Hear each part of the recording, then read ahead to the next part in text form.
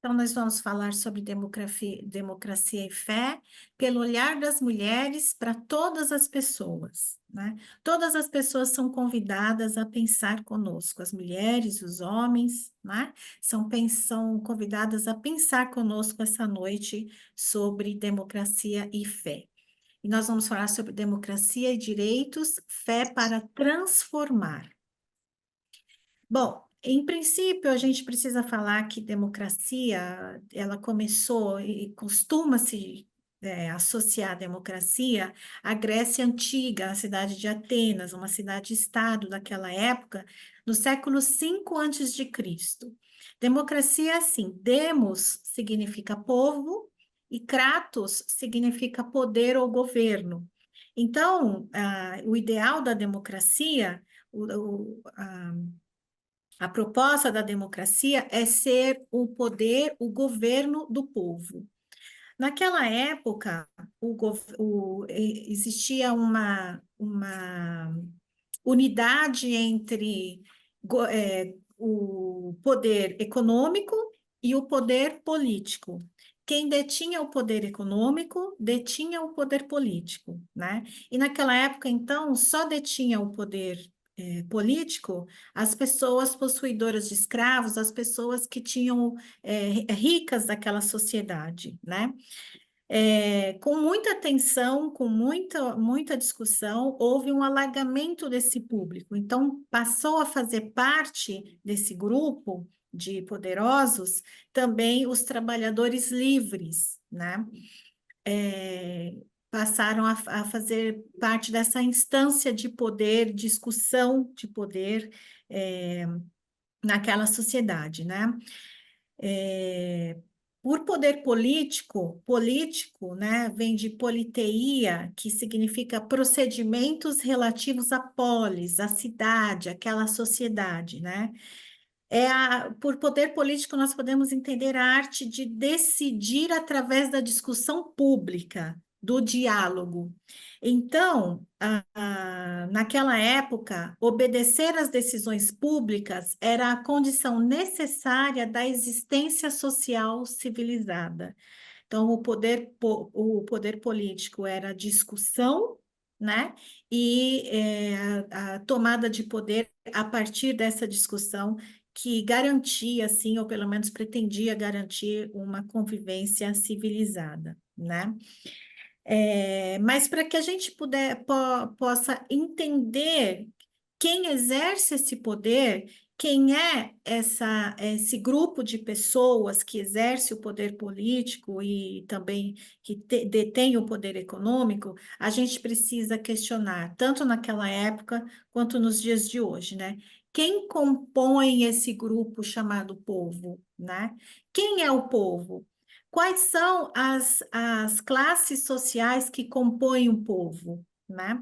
Então, nós vimos que na Grécia Antiga, lá na Atenas Antiga, eram os detentores de escravos, os detentores de propriedades, né? E vimos que isso se alargou para os grupos dos trabalhadores livres. Nos dias de hoje, a gente precisa também manter essa pergunta, né? Quem é o povo? Quem é o povo que detém o poder? Então, a gente precisa perguntar: as mulheres fazem parte desse povo que detém o poder? As pessoas negras fazem parte desse povo? As pessoas indígenas, dos povos originários, fazem parte desse povo? As pessoas que moram nas periferias fazem parte desse povo? É muito importante que a gente questione, né, essa composição de povo para que a gente possa entender quem detém esse poder de mando, quem detém esse poder de discussão da coisa pública, né? Vamos ver aqui algumas intimidades assim da democracia, né? A democracia, ela nos convida, nos convoca à convivência, a partir de pressupostos como liberdade, igualdade e poder decisório. Podemos dizer que a democracia nos interpela ao reconhecimento da valorização das relações entre as pessoas, da valorização da relação entre as pessoas e a natureza, e da valorização entre as pessoas e as instituições, sejam essas instituições de Estado ou instituições sociais. A democracia tem a ver com relações, né? E todas as pessoas estabelecem relações. Portanto, todas as pessoas fazem discussões públicas, todas as pessoas praticam a política, que é a discussão pública, né? De forma direta ou indireta. E não reconhecer não reconhecer essa experiência das relações necessárias, das relações próprias da condição humana, promove exclusão, né? Promove exclusão. É importante a gente fazer uma distinção entre o que seja o ideal da democracia, o que seja a definição democrática, né? O ideal, a ideia da democracia, e o que seja o sistema democrático, né? O sistema democrático, ele é resultante de um ajuste de forças, de uma tensão de classes sociais, onde uma classe vai se sobrepor sobre a outra classe, né? Há uma hierarquia aqui nessa, na questão quando a gente fala de regime democrático, né? E os regimes democráticos, como nós conhecemos hoje, que são regimes democráticos liberais, eles vieram a partir dos séculos 17 e 18, né, com o iluminismo. Deixa eu passar aqui.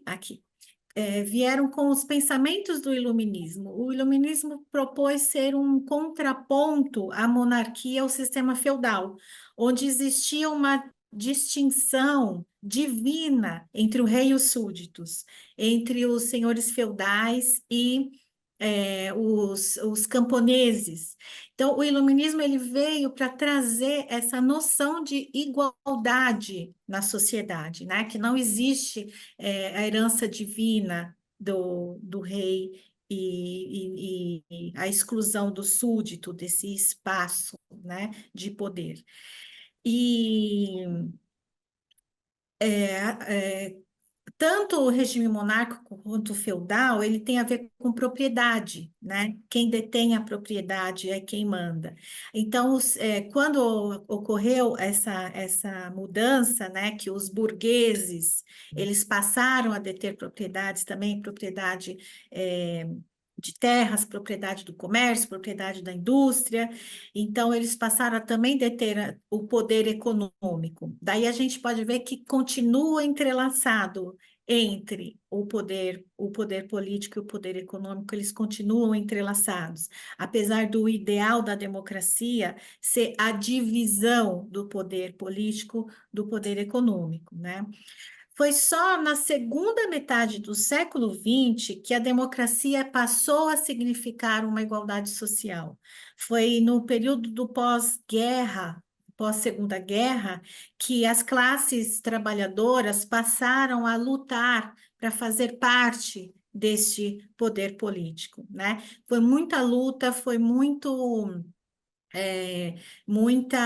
muita tensão social para que pudesse alargar esse espaço de poder para que as classes trabalhadoras pudessem fazer parte, para que as classes trabalhadoras pudessem ser consideradas iguais nesse sistema de poder, né? Vamos falar um pouco. Vamos falar um pouquinho sobre os caminhos da democracia no Brasil, né? Bom, o Brasil foi colonizado, né, no século XVII, desculpa, no século XVI, no ano de 1500. Ele foi colonizado por um sistema exploratório, escravocrata, patriarcal, embrionariamente capitalista e cristão, né? Foram as bulas papais emitidas pela Igreja Católica, pela Igreja Cristã, que permitiu as jornadas de exploração ao Novo Mundo, né? Então, O Brasil foi colonizado por um sistema exploratório entre as pessoas, né? O capitalismo, ele explora a natureza, ele explora a relação entre as pessoas, ele foi marcado por uma violência escravocrata, né? Uma violência que praticada contra as pessoas que vieram escravizadas da África, né? Ele foi um sistema marcadamente patriarcal que violenta as mulheres, as crianças, as pessoas LGBT, né? Então a gente pode dizer que a fundação original da nossa nação, ela tem a ver com violência e subjugo, né? Essas são as principais marcas do exercício do poder no nosso país, na formação da nossa nação. Violência e subjugo. Violência com mulheres, violências com pessoas LGBT, violências com crianças, violências com pessoas negras, violências com pessoas dos povos originários, enfim, violências com as pessoas à margem da sociedade, as marginalizadas, né? Com a proclamação da República, 300 anos depois, né, mais de 300 anos depois do processo de colonização, quem passou a exercer o poder econômico e o poder político no Brasil foram as chamadas oligarquias agrárias, né, que detinham o poder econômico e político, eles detinham o latifúndio de terras no Brasil. Então, nós tivemos um período, por exemplo, conhecido como a política do café com leite, que existia uma alternância entre um latifundiário de Minas Gerais, onde se produzia leite, né, o gado para leite, e o latifúndio entre São Paulo, onde se plantava, se produzia café. Então, essa foi chamada a política do café com leite na nossa sociedade.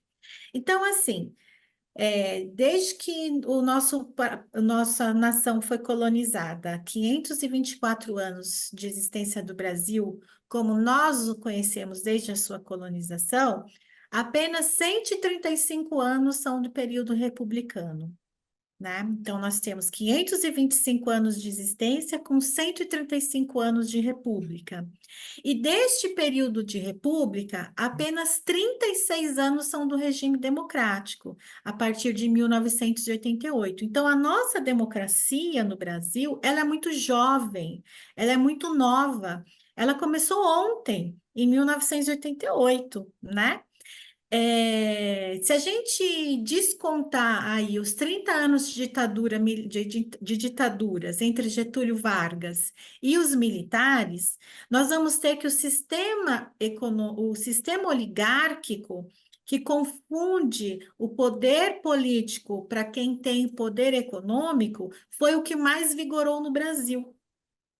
Então, nós temos um processo de construção de nação a partir de um sistema, né, que é violento, que subjuga as pessoas, né? Por mais tempo teve esse sistema operando no Brasil, no nosso país, do que o próprio sistema democrático, né?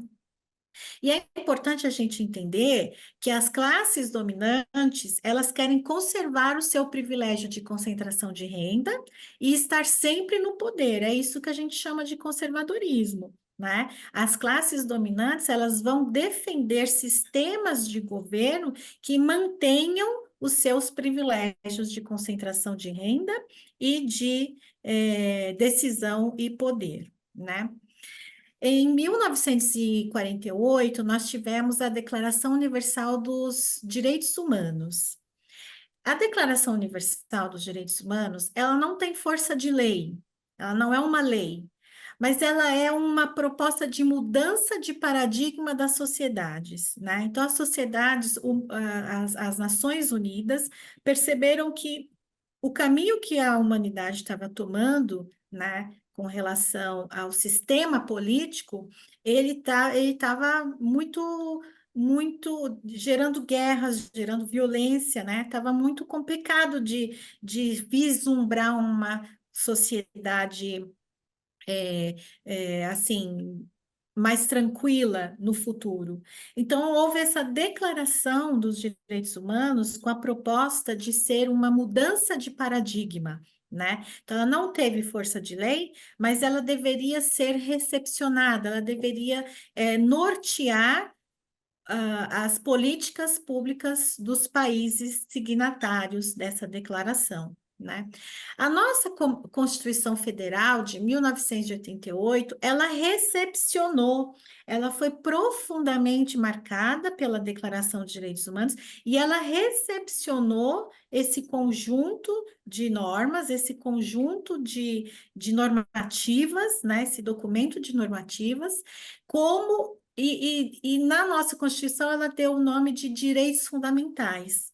Então, o que que a nossa Constituição de 88 prevê como direito fundamental? O direito à vida, o direito à saúde, o direito à moradia, direito à educação e instrução, direito à liberdade de expressão, direito à participação política, isso e muitos mais outros direitos, né, eles estão previstos na Declaração dos Direitos Humanos. E esses direitos que são previstos na nossa Constituição, eles tratam de direitos universais, ou seja, eles são válidos para todas as pessoas.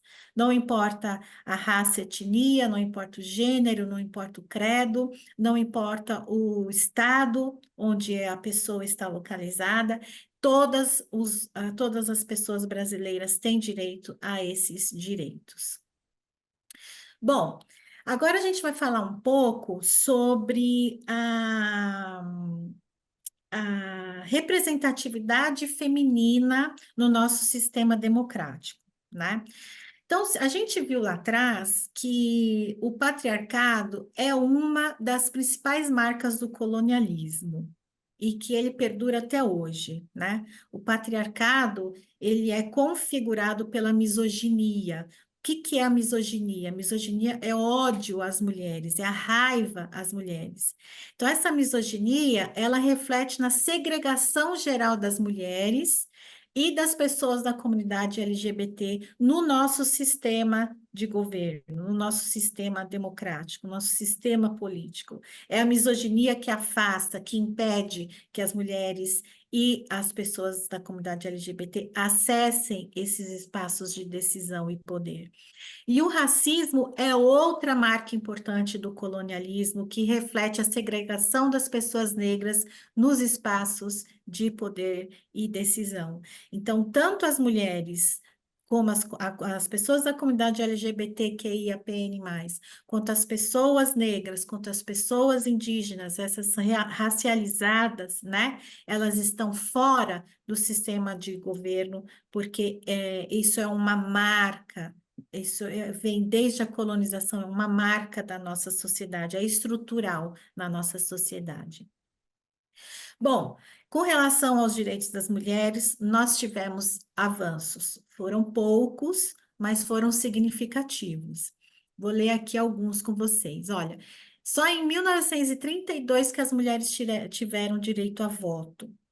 Em 1940, houve a previsão da possibilidade de aborto no Código Penal nos casos de risco de vida para gestante e gravidez resultante de estupro. Então, preste atenção, esse é um direito de 1940. Em 62, tivemos o Estatuto da Mulher Casada, que liberou a mulher para o trabalho sem a necessidade de autorização do marido. Isso foi ontem, né, que aconteceu. 77, a lei do divórcio inseriu a possibilidade de dissolução oficial do casamento. Depois disso, tem um salto aí de alguns anos, né? E aí a gente vai para 2006 com a Lei Maria da Penha, que garantiu à mulher vítima de violência doméstica acesso a serviços públicos como defesa e assistência. Em 2009, nós tivemos alteração do Código Penal para que atos libidinosos e atentados violentos ao pudor se configurassem como crimes de estupro. Em 2012, a previsão no Código Penal de aborto nos casos de feto anencéfalo. Em 2013, tivemos novas diretrizes para atendimentos de vítimas de violência sexual pelos agentes de segurança pública e pelo SUS. Em 2015, a lei do feminicídio, que torna hediondo o crime praticado em razão de gênero. Em 2018, nós tivemos uma lei que introduziu diversas modificações na seara dos crimes contra a dignidade sexual. Em 2019, nós tivemos um grande avanço para a comunidade LGBTQIA+, porque houve a equiparação da homofobia ao crime de racismo. Em 2022, nós tivemos a promulgação do Código Civil, que trouxe também bastantes avanços aí com relação aos direitos das mulheres.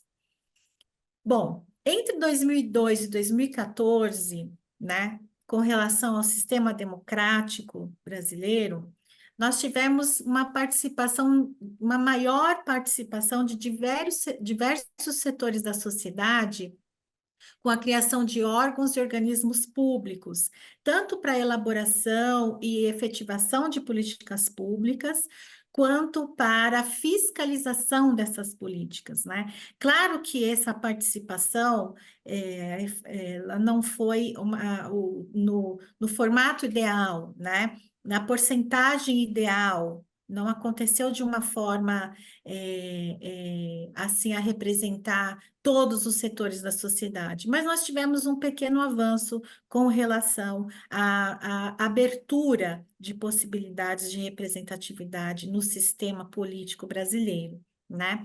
Então, mulheres, pessoas negras, pessoas indígenas, pessoas da comunidade LGBTQIAPN+, passaram a fazer parte desse espaço de poder decisório, né? Só que as classes dominantes, o que a gente estava chamando de oligarquia lá atrás, né?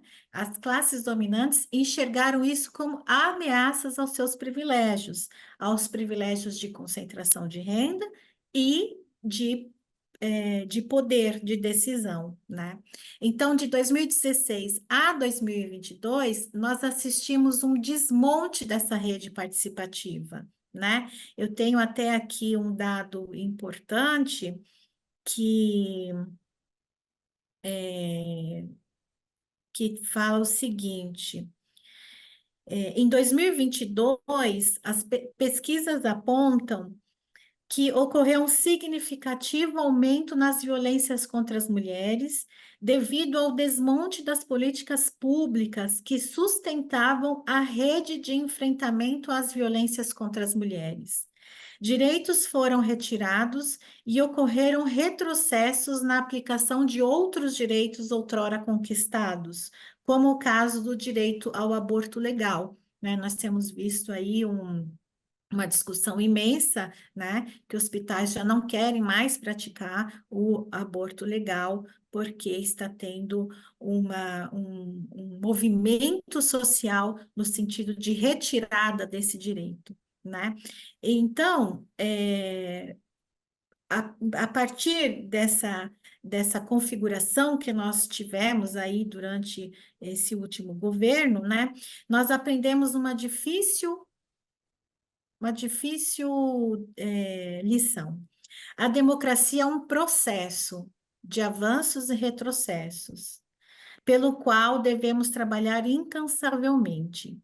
Em nossa sociedade, ainda há muitos setores conservadores do status quo, ou seja, da manutenção do poder político e dos privilégios nas mãos de quem tem o poder econômico. Se queremos em nosso país e que em nosso país exista uma democracia com contornos do ideal, do imaginário democrático, onde poder político e poder econômico estejam efetivamente separados, precisamos estar em constante luta por mais inserção participativa, por mais direitos às pessoas trabalhadoras, por mais representatividade dos grupos que compõem a sociedade brasileira, além de nos manter em vigilância para a manutenção desses direitos e dessas representatividades. Ou seja, a democracia, o processo democrático, ele não está dado. A democracia não está dada. Nós temos que lutar constantemente para ampliá-la. Isso que eu gostaria de falar com vocês sobre democracia. E aí a gente pode se perguntar o seguinte, né? O que que o cristianismo tem a ver com a democracia, né? O que que uma pessoa cristã tem a ver com o sistema democrático, né, de poder no país, né?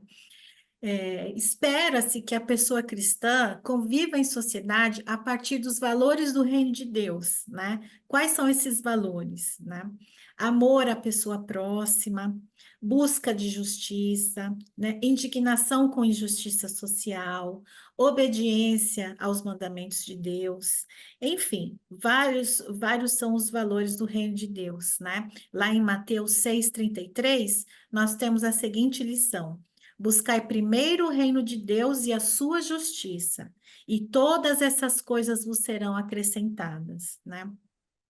A partir dos ensinamentos de Jesus, nós vamos ter que as pessoas, todas as pessoas, são convidadas a fazer parte, do reino de Deus. Todas as pessoas são consideradas filhos e filhas nesse espaço sagrado. O reino de Deus, ele é um lugar de pessoas iguais. O reino de Deus é o lugar onde existe pertencimento. Ninguém fica excluído. Ninguém fica fora da sociedade, da comunidade, né? É, e o que é esse espaço, né? Esse espaço sagrado, o reino de Deus, o ideal desse reino de Deus, se não é o mais profundo, né? Exercício da democracia, né? Se a gente for trazer para a nossa prática do mundo real, né? A gente pode dizer que não há divergência entre a vivência cristã e a vivência democrática, né? Que a vivência democrática, na prática, ela deveria ser esse espaço onde as pessoas pertençam, onde as pessoas podem fazer parte, onde as pessoas possam decidir os rumos, né? É, e a Bíblia, ela traz vários exemplos para a gente de, de luta por justiça social, de busca por igualdade, né? De denúncia de injustiças. Então, nós pegamos aqui para trazer para esse encontro de hoje, né? Nós pegamos o exemplo, das filhas de Zelofeade, né? Elas, o contexto desse texto, ele está lá no final do Êxodo, né? Quando os israelitas estavam alcançando, chegando, já iam tomar posse da terra prometida, e foi necessário fazer um censo ali entre as tribos de Israel, porque Deus tinha mandado que a terra prometida fosse distribuída igualitariamente entre as tribos, entre as famílias, né? De acordo com o tamanho das famílias. E naquela época, a mulher não podia ter propriedade de terra. Aliás, a mulher era uma propriedade. Primeiro propriedade do pai, depois propriedade do marido, né? E Zelofeade não deixou nenhum filho, só deixou filhas. E ele fazia parte, né, dessa tribo. Nós vimos a genealogia dele, né, que vinha desde José. Então, as filhas de Zelofeade, quando perceberam que o nome do pai não constava naquela lista de quem iria deixar a herança, né, da terra prometida, elas não se conformaram com aquilo. Elas buscaram Moisés, elas buscaram o sacerdote, elas foram até a máxima, o máximo grupo, né, que existia naquela sociedade, e elas disseram: nós temos o direito, elas requereram esse direito, né? E Moisés, tendo apresentado essa questão, tendo apresentado essa demanda para Deus, Deus disse: elas têm direito, né? E não só elas, todas as mulheres que não tiverem herdeiros homens, que não tiverem parentes homens, elas terão direitos de receber a terra. Então, olha a coragem dessas mulheres, né? Elas mudaram o sistema de herança daquela época. Deus criou uma lei para elas, né? Olha a importância dessas mulheres naquele contexto, né? Que não se submeteram a uma, a uma injustiça social, que era isso que ia acontecer, uma justiça social, e elas iam ficar à ruína, elas iam ficar marginalizadas, né? E naquela época, estar fora da comunidade era sinal de ruína mesmo, né? Então, essas mulheres nos deixam esse legado, né, de potência, esse legado de exigência, esse legado de busca por direitos. Elas se sentiram no direito, elas perceberam a injustiça, né? É, então, assim, o sistema social patriarcal que excluía aquelas mulheres, né, do, dos seus direitos sociais, ele permanece até hoje, né? Nós temos vários sinais na nossa sociedade que comprovam que o patriarcado continua excluindo mulheres, continua retirando direitos das mulheres, né? Continua tentando marginalizar as mulheres, né? Impedindo que nos impedindo de manter as nossas relações sociais, sejam elas públicas ou privadas, né? E essas relações sociais, elas são, como a gente viu, esse- é, é, essenciais para a nossa existência. E o patriarcado, ele rouba isso da gente, ele nos rouba o direito dessas relações sociais, né? Então, é preciso lutar contra essas políticas e denunciar as forças de exclusão, exigindo espaço para a nossa participação. Nós precisamos tensionar espaços que insistem em nos manter longe, à margem e, portanto, marginalizadas. Não, a nossa participação não está dada. A nossa participação na sociedade, a nossa participação no sistema democrático não está dada. Não estava dada às filhas de Zelofeade, elas correram atrás e conquistaram. Não está dada para nós. Nós precisamos correr atrás para conquistar.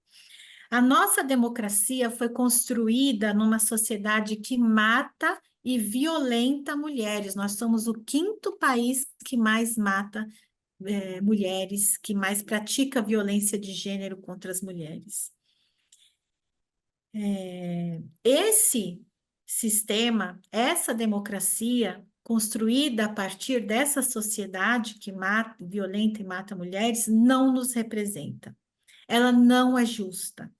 Nós precisamos de um sistema de governo que nos reconheça como parte, que nos respeite, que permita que existamos nos espaços de liderança, poder e decisão. E para isso, como as filhas de Zelofeade, precisamos buscar nossos direitos enquanto parte do povo.